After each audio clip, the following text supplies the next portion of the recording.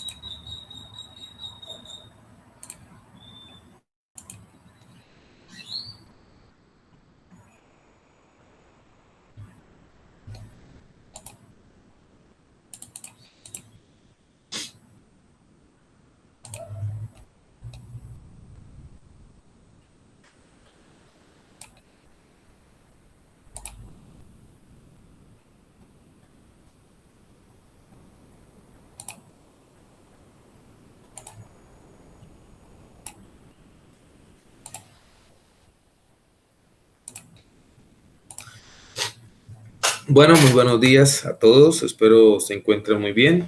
Vamos a dar inicio a nuestra sesión del día de hoy, viernes, en nuestro segundo encuentro, hoy 2 de julio, y vamos a iniciar con estas corrientes del pensamiento ideológico, de cómo se construye lo que tiene que ver con el pensamiento de política económica. Primero que todo, en la sesión pasada vimos el concepto de política económica abordando cuál es el objetivo y en ese orden de ideas, pues hablábamos de que tiene un objetivo fundamental que es actuar sobre principalmente fenómenos como la generación de fuentes de empleo, pero también se concentra en lo que tiene que ver con la asistencia de problemas de carácter micro y macroeconómico. En ese orden de ideas se hablaba de 3 herramientas que emplea la política económica y en ese orden de ideas se toma entonces lo que es como primera medida la política fiscal, y en esta hablábamos a que alude fundamentalmente a la acción del gobierno, del Estado, pero también hablábamos en segunda medida de lo que es la política monetaria, y entonces en esa centrábamos el eje sobre los bancos centrales de cada país. Sabemos que en el caso mexicano es el Banco de la República y las funciones de la política monetaria es básicamente fijar tasas de interés y emitir lo que es la oferta de dinero circulante en un determinado país. Pero también finalmente hablábamos de lo que es la política exterior. Entonces aquí abordábamos el concepto de política exterior como uno de los detonantes de la actividad económica global. Entonces la política exterior va a fijar lo que es la tasa de cambio, fundamentalmente hablando lo que es la tasa de cambio nominal. Entonces, ¿cómo se activa el dinero? Bueno, pues el dinero a nivel global el valor del dinero a nivel global va a hacer de que se genere una apertura económica o una contracción económica. En ese orden de ideas, ese es el concepto genuino y puro de lo que es política económica. Hoy vamos a introducirnos a lo que fue la primera forma de concebir la política económica, el primer sistema de economía, que es la fisiocracia. Muy bien. La fisiocracia es una corriente de pensamiento que se va a inspirar más o menos allá en lo que es finales del siglo XVII, inicios del siglo XVIII, por el economista francés Quesnay. Y él va a decir que la principal herramienta de crecimiento económico se origina bajo los criterios del mercantilismo, y esa es su principal corriente ideológica, es decir, centrar el valor agregado, el fruto, el seno de la economía sobre las actividades de mercado. El mercado es, en esencia, el que va a orientar los principios de las fuentes de ingreso de la economía como tal.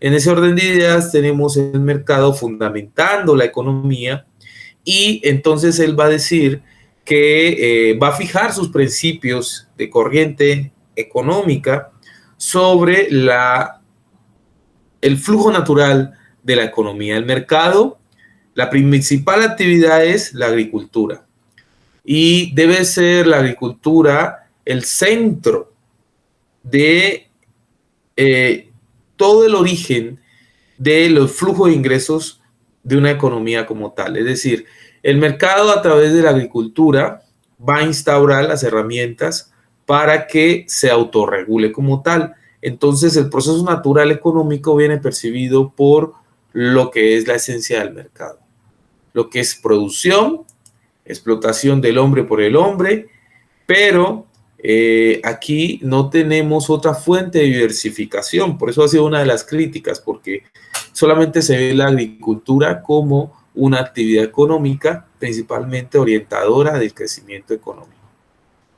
Bien, ahí tenemos entonces los orígenes, y van a surgir los principales autores de este pensamiento de la fisiocracia. La conceptualización va a estar en función de estos 3 autores.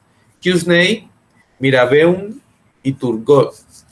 Estos tres economistas y filósofos van a estar imperando sobre lo que es el inicio de la economía bajo una manera más científica, digamos así, más comprobable, más empírica, y van a romper con esta corriente del romanticismo, y entonces van a instaurar las bases de la razón económica sobre lo que es la fisiocracia. Y ya, como podemos ver aquí en esta fisiocracia, el Estado, que ya venía siendo un promotor dinamizante bajo las corrientes ideológicas de autores como Thomas Hobbes, cuando escribe el Leviatán, donde dice el hombre va a ser guiado por un gran monstruo feroz que es el Leviatán. Thomas Hobbes pues efectivamente escribe este libro, pero llega entonces estos tres economistas y van a decir, no, espera un momento, aquí la corriente ideológica del hombre es que principalmente se basa en una estructura económica, y esta tiene que ser inspirada a través de una dinámica natural, no intervenida por el Estado, porque el Estado, al intervenir, va a retrasar la dinámica natural de la economía y el mercado va a tender a burocratizarse. Entonces, hay una dinámica griega natural que debe seguir, y esa va a ser a través de la fisiocracia. Entonces, coluden ideas entre lo que es Kuznets y el economista Turgot, porque ellos van a fomentar una serie de principios donde es la esencia pura del Estado. Y estas ideologías son inspiradas por otros autores, como es principalmente Adam Smith, el padre del liberalismo. Antes que ellos, en 1771, bueno, diríamos,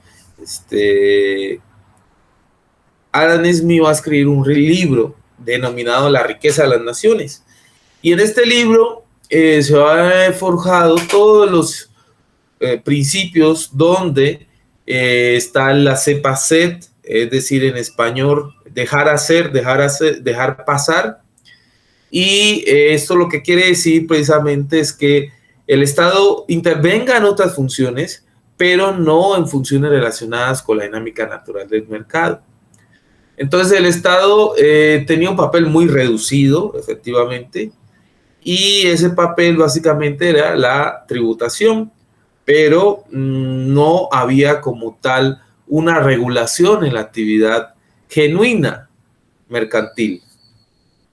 Bueno, surgen estas corrientes filosóficas dentro de lo que es el concepto de la economía, y aquí también vamos a hablar de una serie de elementos que van a estar inspirados en el liberalismo. Ya les decía a ustedes que la frase la hacer pasar, dejar hacer, la isfar o la mano invisible, que también se plantea en este libro de la riqueza de las naciones por el padre del liberalismo, Adam Smith, van a dar los lineamientos iniciales sobre lo que es la fisiocracia.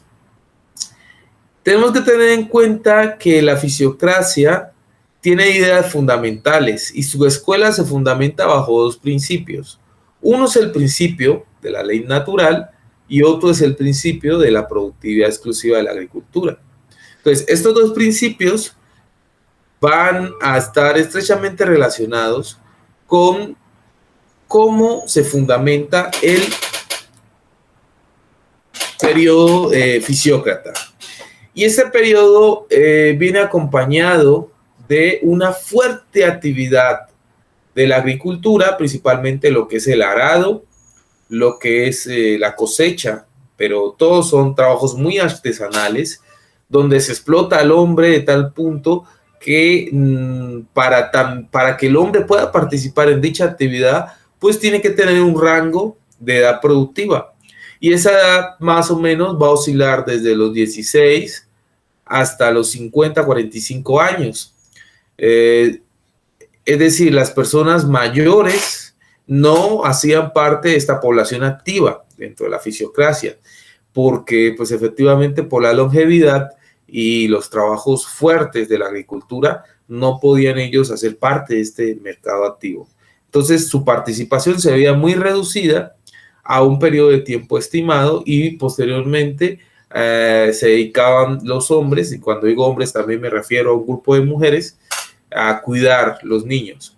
Pero la población principalmente activa dentro de la fisiocracia era una población joven, fuerte y especializada en el oficio de actividades del campo. Entonces aquí tenemos en primer lugar lo que es la ley natural. Y en esta ley natural tenemos que tener en cuenta que al hacer alusión al concepto genuino y puro, al análisis etimológico del concepto ley natural, hablamos específicamente de las actividades del mercado que se regulan y se autorregulan, es decir, la no intervención del Estado. Tenemos que tener en cuenta que algo natural es algo que por su esencia tiene un mecanismo de diferentes oscilaciones, pero que en últimas llegan nuevamente a un punto de equilibrio. Es decir, ese equilibrio no es suministrado por elementos de fuerza externa, como es en el caso del Estado, sino que es como tal la actividad mercantil la que conlleva a esa propia autorregulación. Hay que tener en cuenta que también la naturaleza humana, a la cual aluden estos tres principales autores de la fisiocracia, plantea que el Estado es incapaz de intervenir en el derecho natural porque el Estado pues, va a impedir de los beneficios del orden natural de la economía. Entonces, aquí efectivamente hay que hablar que el Estado tiene una función muy limitada. Estaría muy interesante la participación de alguno de ustedes. No sé si hay alguien por ahí ya. Bueno, todavía veo rápidamente. Creo que todavía no. Bueno, todavía no estamos.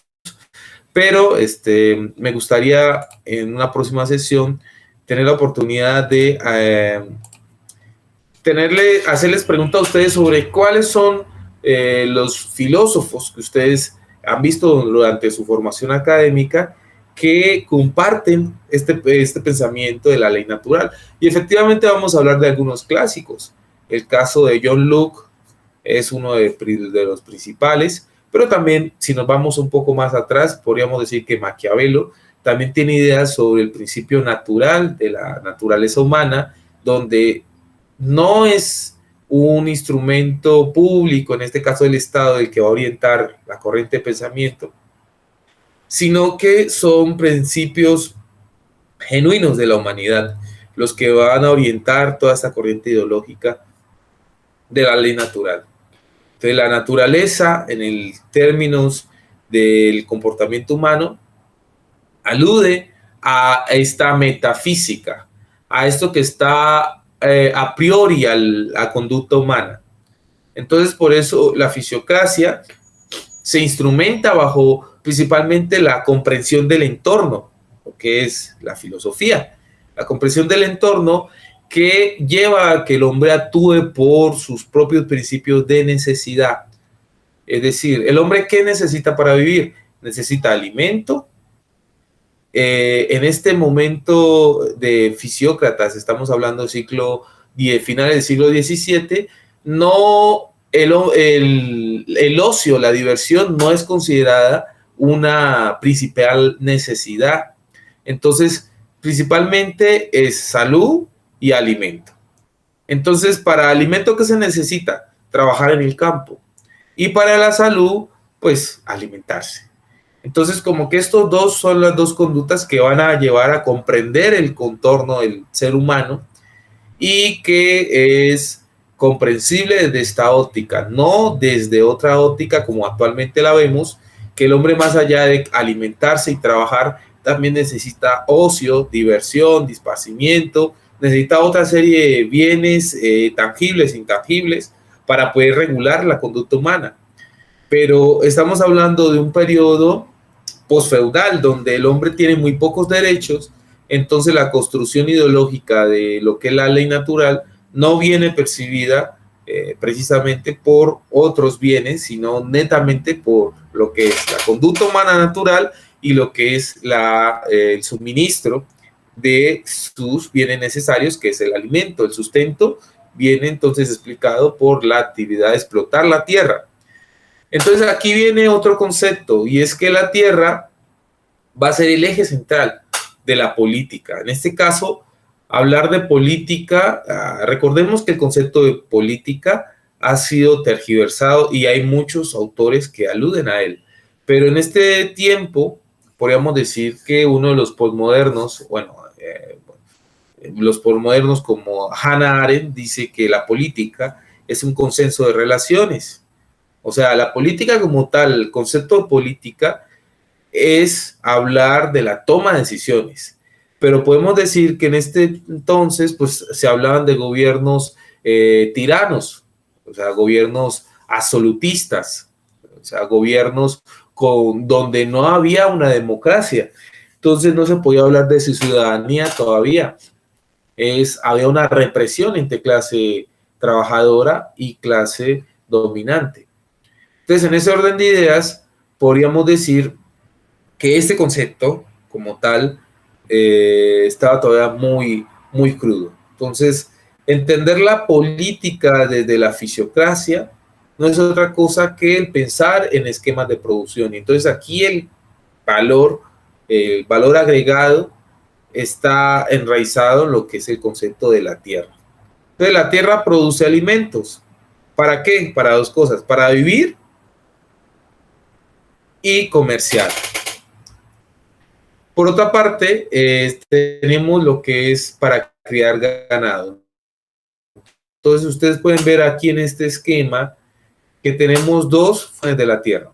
La tierra tiene dos funciones y con esas dos funciones se cimienta la fisiocracia. Una es para criar ganado y otra es para vivir como comerciante. Para vivir como sustento y como comerciante. Entonces, como ustedes pueden ver, tampoco no había una diversificación en la economía. No podíamos decir que en ese entonces se le otorgaba gran valor a otros trabajos. O sea, no habían abogados porque no habían derechos, ¿cierto? No habían economistas porque, bueno, los economistas que tenían ese monopolio de pensamiento económico sobre la fisiocracia. No podríamos hablar de otras profesiones como ingenieros, ese tipo de cosas, pues no, porque no había una diversificación y pues el conocimiento todavía no estaba inspirado en la ciencia como tal. Apenas el hombre está dando los primeros pasos a lo que es una vida práctica dentro del pensamiento humano, ¿no? Entonces, por eso esa baja diversificación es una de las principales críticas de la fisiocracia y es algo que vamos a ver en unas próximas diapositivas. Entonces tenemos ambas actividades como criar ganado y la agricultura para comerciar y como para vivir generan entonces ya lo que es los principios medios de intercambio, y es que el dinero ahorita pues ya se había mutado a ese sistema del trueque y ya el dinero se existía en papel, moneda y principalmente el dinero físico en oro o en plata. Entonces ya se existía este sistema y entonces ya se comienzan a pagar las primeras manufacturas. Y eso es que el concepto manufactura yo diría que todavía no se puede emplear, pero si hablamos de mercancías como en agricultura, como en el ganado, ya sabemos que el ganado no solamente como medio de consumo, sino también la piel del ternero, del ovejo, del ganado como tal, que ya se utilizaba para producir textiles. Y entonces ya el que más tierras tenga, los terratenistas, eran digamos, la élite social. El que tenía tierras, el que tenía tierra, hacía parte de esta élite social. Y la agricultura era la única fuente de riqueza. Bueno, entonces ahorita pasamos en segundo lugar a lo que es el otro principio de la fisiocracia. Ya decimos que el primer principio es uno, que es la ley natural, ¿cierto? La economía se autorregula. Y el segundo principio, quiero que lo apunten y lo tengan ahí muy claro, que es sobre la productividad de la agricultura. Entonces, ley natural es que el mercado se autorregula, no intervención del Estado. Y el otro principio es que la productividad es exclusiva sobre la agricultura. Estos son los dos principios ideológicos que van a fundamentar lo que es la fisiocracia. Entonces, para Kuznets, planteaba que la agricultura era la actividad más practicada en la economía y era la única fuente de ingreso de productos netos. Y bueno, él decía que esa es la única fuente de riqueza. Y si nosotros comprendemos que en este entonces la agricultura era ejercida de manera muy artesanal, hoy en día podemos hablar de que hay 4 factores de producción, ¿cierto? Porque efectivamente ha trascendido todos estos estudios científicos alusivos a la agricultura. Hoy la agricultura también genera subempleos, porque hay quien produce fertilizantes para las tierras. En ese entonces no hablábamos de esto. Podríamos decir que el abono orgánico, básicamente, pero no habían otros compuestos como hoy se pueden comprar químicos para hacer fértil la tierra, ¿cierto? Químicos que van utilizando otros compuestos orgánicos y otros estudios que ya han avanzado en la rama primaria, pero y generan otras subfuentes, ¿cierto? Movilizar estos frutos, producto de la agricultura, también genera otros empleos. Sabemos que los que producen conservantes, ¿cierto? Porque hoy hablamos de que se exporta aguacate de México a países asiáticos, a países europeos. Efectivamente, estos son bienes que son perecederos y que tienen que ir con conservantes y esto, pues, hoy la ciencia lo ha podido hacer. En ese entonces no hablábamos de eso, hablábamos de una producción artesanal y que se distribuía de manera local y el consumo era directo, ¿no? Voy a cerrar aquí, creo que los carros están haciendo ruido. Entonces, creo que, bueno, esas son varias herramientas que van a representar el principal tronco ideológico de la fisiocracia, pero que van a acercar mucho la producción, porque la producción se hace muy limitada dentro de un contexto y un escenario físico y una determinada población, y esto pues va a hacer que la capacidad de comprender la agricultura desde otra óptica pues esté muy limitada, muy sesgada. Entonces, por eso hace parte de las otras principales críticas. Entonces, los principales criterios de la fisiocracia son 2, y me gustaría preguntarle a ustedes y que estuvieran aquí, los invito a que a la próxima sesión estén todos para que hagamos un poco más dinámica la clase y entonces podamos rescatar algunos conceptos y pues saberlos traer a la realidad, ¿no? A continuación vamos a ver un breve video para recrear la clase y en alusión a lo que es el sistema de la fisiocracia. Les voy a compartir un breve video.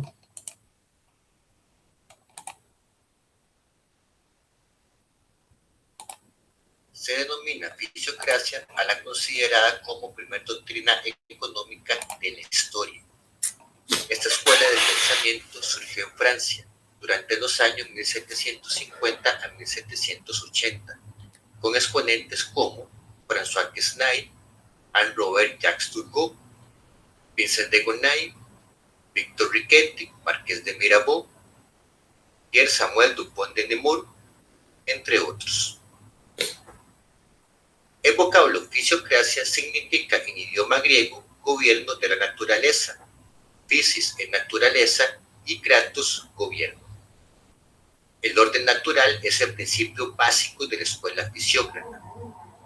La naturaleza, regida por la ley natural, es la que debe gobernar todas las instituciones humanas. Los fisiócratas afirmaban que las sociedades están regidas por este orden natural y y que el Estado está inhibido de intervenir en ellas. Cualquier acción que realice el Estado sobre la economía solo servirá para trabar ese delicado mecanismo de relojería que es la sociedad, y entonces el remedio será peor que la enfermedad.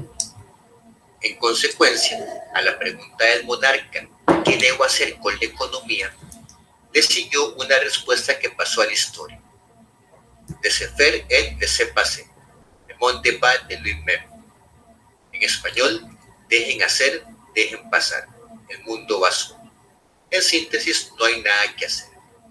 La única función del gobierno en tal sociedad es la tarea de proteger los derechos naturales del hombre, es decir, la tarea de protegerlo de la fuerza física y la agresión extranjera. Así, los fisiócratas se convirtieron en los paladines del liberalismo económico, del libre cambio y de la no intervención gubernamental en los asuntos de la economía. La propiedad privada la consideraban como la más importante institución social, conforme con el concepto de orden natural, ya que existía una relación directa entre el valor de la propiedad y el nivel de libertad que un ser humano podría disfrutar. Cada hombre tiene el derecho natural sobre todas las cosas obtenidas con su propio trabajo, así como de disponer libremente de sus propiedades. Este derecho natural debía plasmarse en derecho positivo con la finalidad de proteger la propiedad territorial. Turgot llevó a cabo los 6 decretos de Turgot, en los que se abogaba por la eliminación de los gremios, la abolición de los privilegios, así como el reconocimiento de que cualquier hombre tenía el derecho a trabajar sin que le impusieran ningún tipo de obstáculo. A diferencia de los mercantilistas, los fisiócratas entendían que la grandeza de un Estado no guarda relación con la cantidad de oro y plata acumulados, sino con la disponibilidad de extensiones de tierra para cultivar. Turgot afirmó que el agricultor es la única persona cuyo trabajo produce algo más que el salario de su trabajo. Es, por lo tanto, la única fuente de toda riqueza.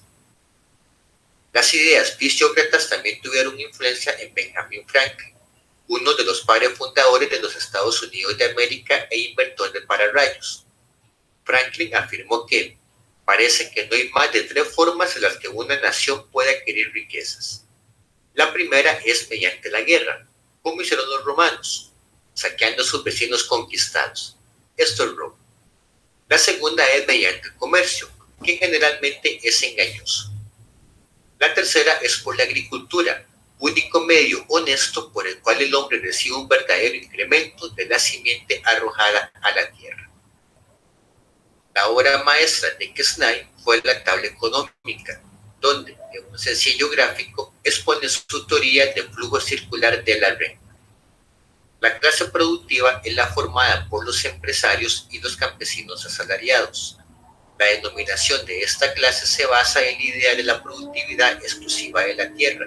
Es la única clase capaz de lograr un producto neto. La clase mixta es la formada por los terratenientes, quienes ceden sus tierras a los empresarios agrícolas a cambio de una renta. La competencia entre esos empresarios por los arrendamientos posibilita a los terratenientes la extracción a su favor de todo el producto neto de la agricultura. La clase estéril es la formada por todos los demás miembros de la sociedad no incluidos en las 2 clases anteriores. En ella se encuentran, por lo tanto, los empresarios industriales, profesionales liberales, artesanos, comerciantes, trabajadores asalariados y los demás miembros de la sociedad. La denominación de estéril significa que la laboriosidad de esta clase no origina un producto neto, es decir, su actividad económica solo logra transformar o mezclar las materias primas u otros productos agrícolas, o comprarlos, transportarlos y revenderlos, pero no crea físicamente nada nuevo cuyos componentes antes no hubieran sido producidos por la naturaleza. Por tanto, según los fisiócratas, el producto neto se origina en los agricultores. La renta generada es captada en su totalidad por los terratenientes, quienes lo gastan en comprar alimentos a los agricultores y contratar otros servicios. Los agricultores, con su ingreso, compran otros bienes a los artesanos y estos, a su vez, le compran los alimentos a los agricultores. La compleja estructura del sistema tributario francés también exigía una racionalización y sobre todo una simplificación en áreas de la eficiencia productiva. La solución de los fisiócratas fue la de gravar con un impuesto directo el producto neto. Ese era el único rendimiento que podía soportar el impuesto por no estar vinculado a ningún coste de producción, siendo que los terratenientes captaban todo el producto neto generado por la agricultura, solo estos debían pagar impuestos. Los fisiócratas sostenían que lo que impedía principalmente el crecimiento económico eran las medidas mercantilizas que regulaban el comercio interior y exterior. La medida gubernamental más desafortunada de todas era, según los fisiócratas, la prohibición de exportar cereales franceses. Sostenían que mantenía bajo el precio de los cereales en Francia y que, por tanto, era un obstáculo para el desarrollo agrícola. Muchas de las ideas de los fisiócratas calaron hondo en un joven escocés llamado Adam Smith y en su libro Las riquezas de las naciones, pero ese es tema para otro día. Nos vemos pronto y gracias por escucharme.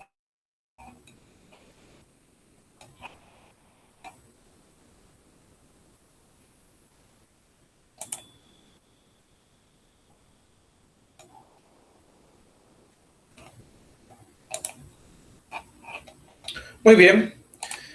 Como podemos ver en el video, se rescatan varios elementos que hemos visto durante la clase, pero también se contribuyen otros relacionados al sistema tributario que se desarrollaba durante el tiempo de la fisiocracia y algunas de las principales críticas de las corrientes fisiócratas. Por eso tenemos que, así había una crítica a la prohibición de exportaciones que básicamente se considera una economía cerrada. O sea, el concepto de economía cerrada y abierta es un concepto que va a tener principalmente luces y ejecución de esta misma, no en la fisiocracia, sino más bien en el liberalismo.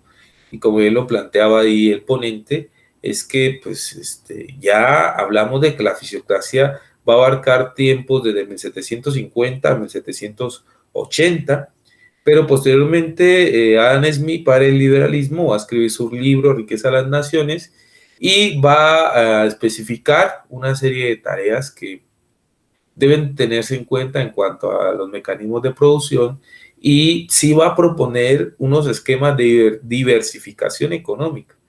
Entonces ya no solamente son los productores, los artesanos y como tal estos dos agentes económicos regulando la economía, sino que ya también van a entrar otros autores, ¿no? Y ya se va a comenzar a pensar en la industria de transporte, la industria metalúrgica, bueno, van a principal a tener algunas actividades pioneras. Entonces, principios de la fisiocracia ya hemos venido tratando, que son dos principales.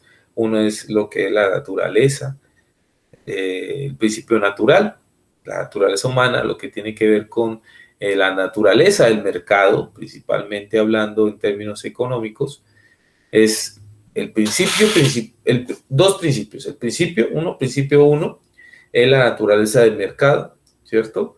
Y principio 2 es la especialización en la agricultura, la productividad de la agricultura. Son dos principios que van a cimentar la fisiocracia. Pero a esto le sumamos una serie de criterios relacionados con las formas de cómo retroalimentar la economía. Entonces, hay un derecho fundamental y es que debe garantizarse que los hombres cumplan o tengan con las herramientas idóneas para ser productivos dentro del sector de la agricultura. Y pues de ahí se va a concentrar la riqueza. Entonces, si hablamos de igualdad o desigualdad social, hablamos de los hombres que tienen capacidad para producir y los que no la tienen. Entonces, miren que el concepto de desigualdad aquí en estos tiempos no viene explicado por criterios de riqueza económica como tal. O sea, sí hay una riqueza económica porque efectivamente unos trabajan la tierra y hay otros que son propietarios de la tierra.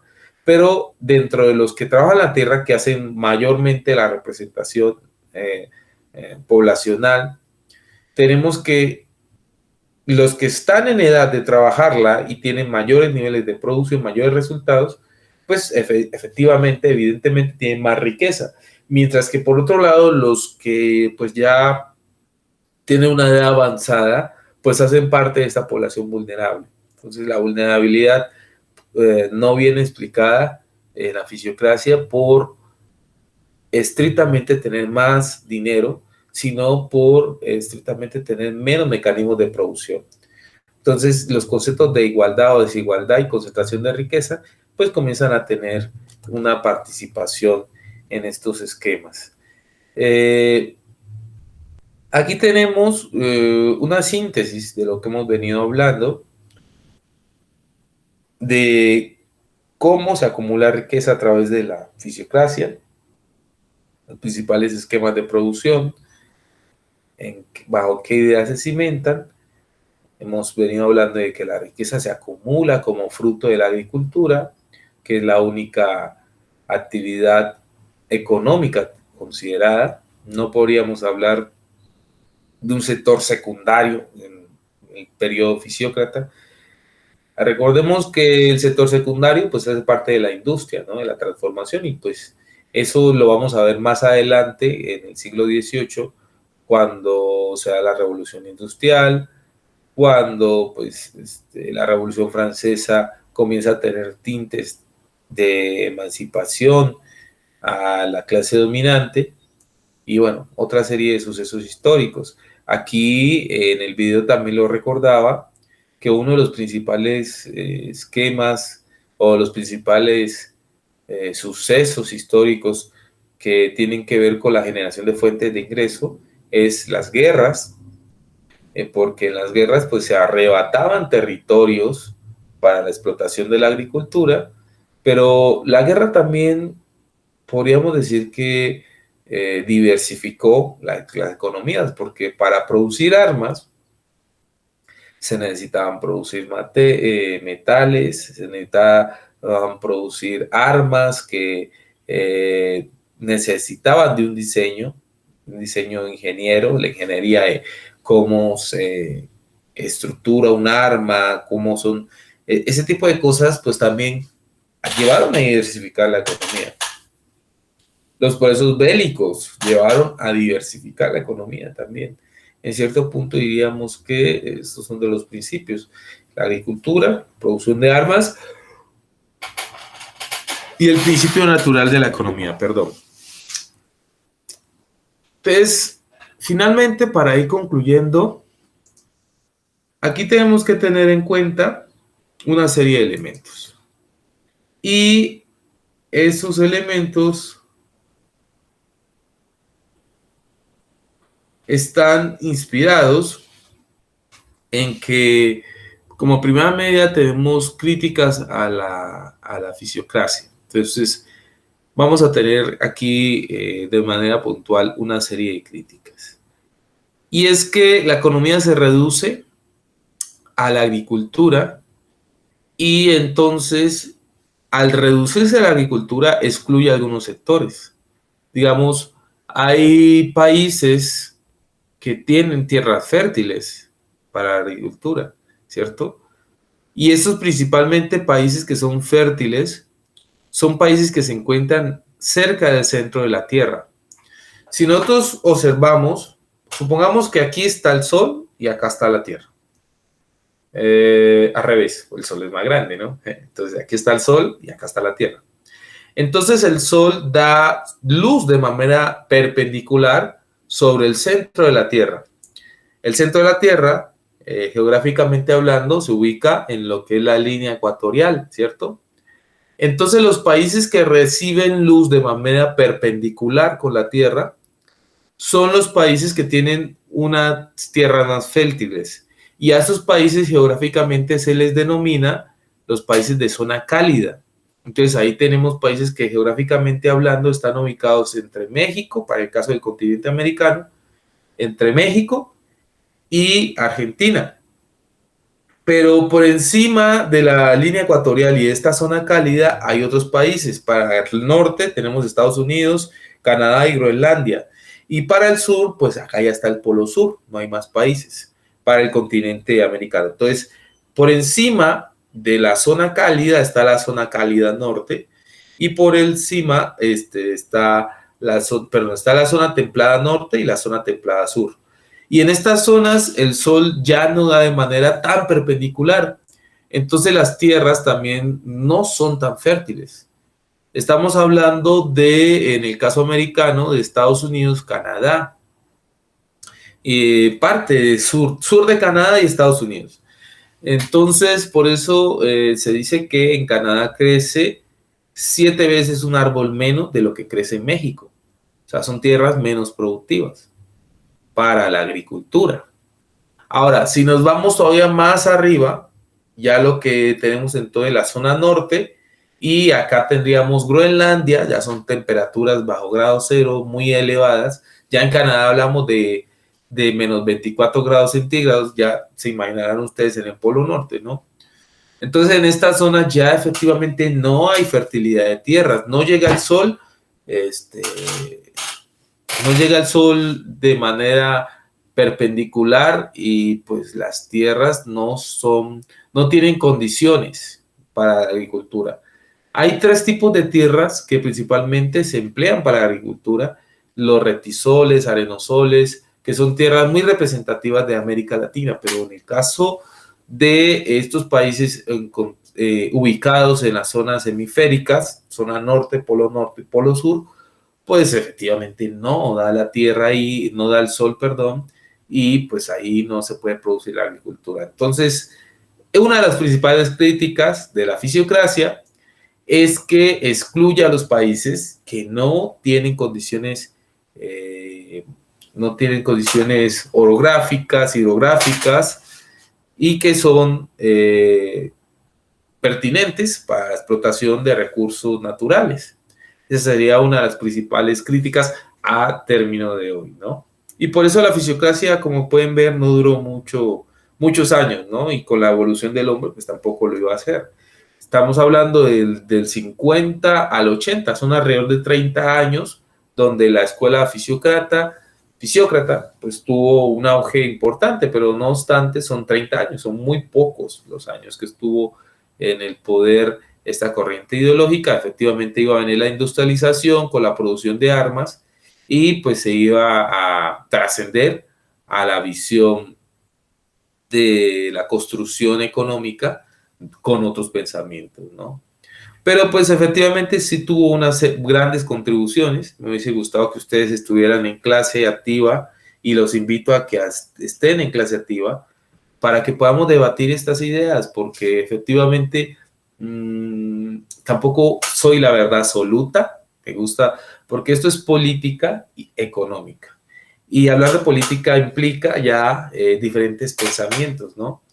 Entonces, los invito a que en la próxima sesión puedan ingresar el próximo viernes a las 9:30 am y podamos debatir un poco de estas corrientes de pensamiento, la fisiocracia, el liberalismo, cómo se van. Ahora hay un neoliberalismo y esta transición de estos pensamientos, cómo influye en el contexto real, en el contexto actual, por qué se derrocaron estos sistemas económicos que aparentemente eran sólidos, fundamentados bajo corrientes científicas de grandes pensadores, y bueno, cómo otros sucesos históricos dieron luces a otras formas de concebir la economía.